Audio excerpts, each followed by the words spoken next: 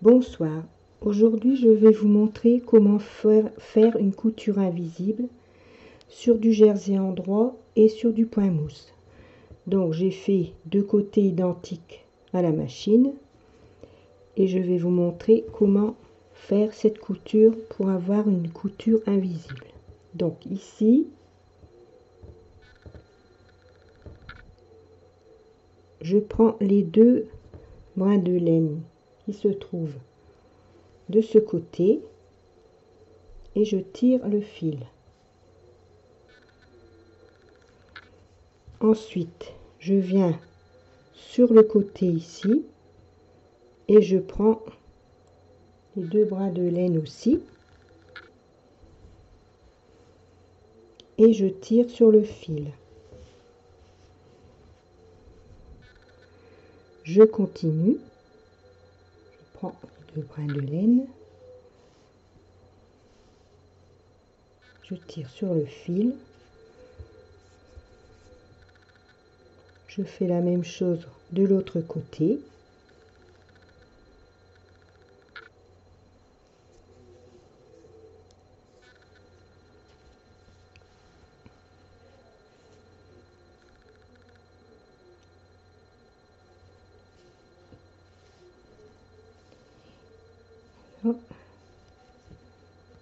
Je fais pareil ici.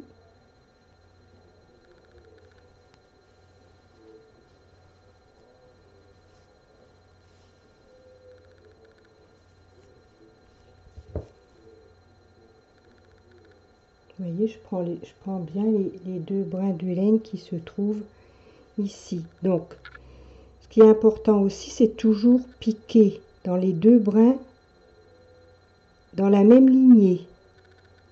Parce que si vous piquez ici, ça n'ira pas, hein.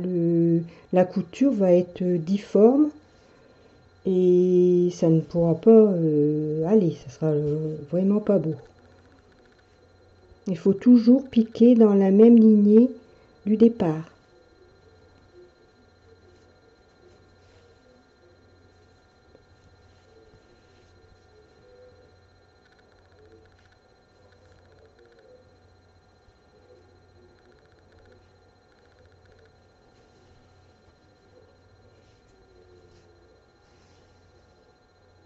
Voilà.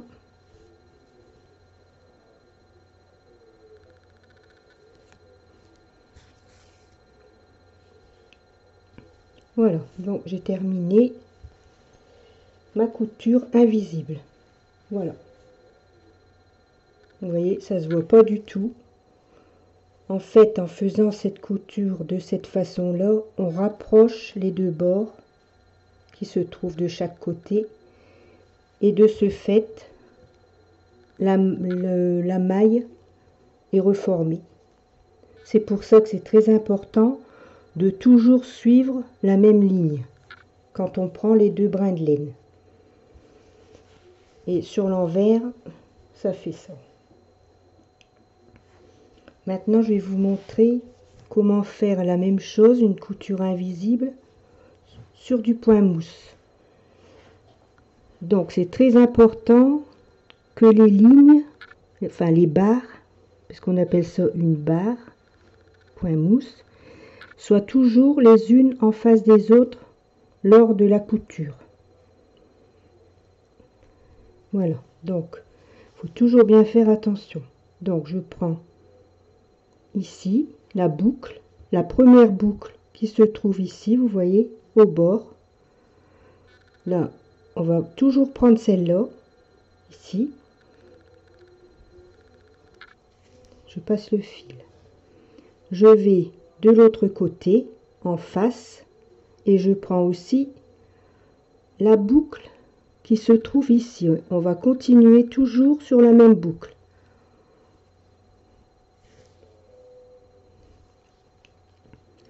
Je retourne ici et je prends la boucle. Voilà. Je reprends cette boucle de l'autre côté. Et je répète toujours de cette façon. en prenant soin de toujours prendre la même boucle. C'est très important.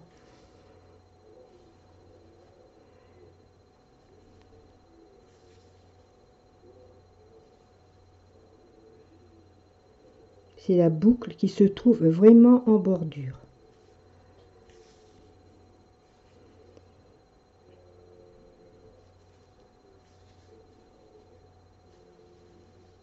Vous voyez, mes barres sont toujours bien en face.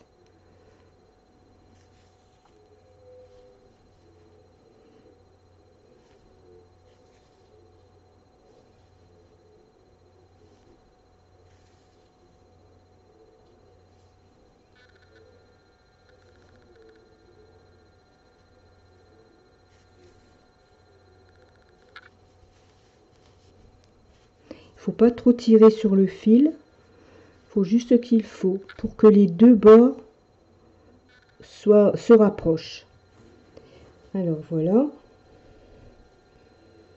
voyez, c'est une couture invisible dans le point mousse parce que mon point mousse s'est reformé au fur et à mesure que j'ai fait la couture, et sur l'envers ça fait une couture plate par rapport à la couture que l'on obtient sur du jersey en droit.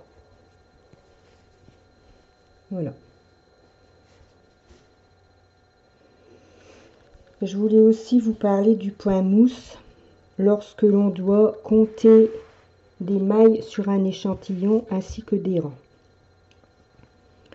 Donc il faut savoir que sur le point mousse, une barre ici, une barre comme ça,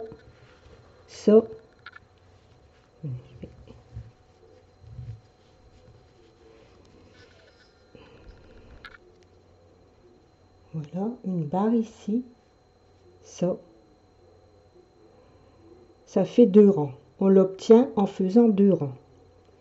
Donc quand on veut compter combien de rangs l'on doit faire avec son échantillon, par exemple moi je vais compter pour 4 cm pour vous montrer.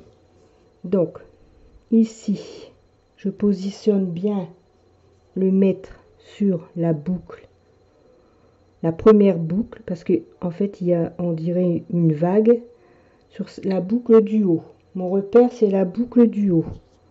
Je vais approcher la caméra. Voilà.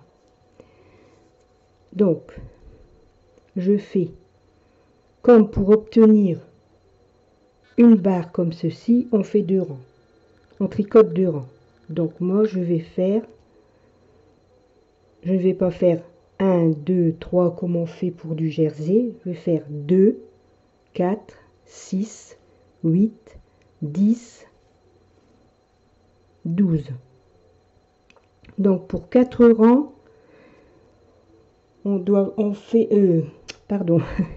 pour 12 rangs, on a 4 cm.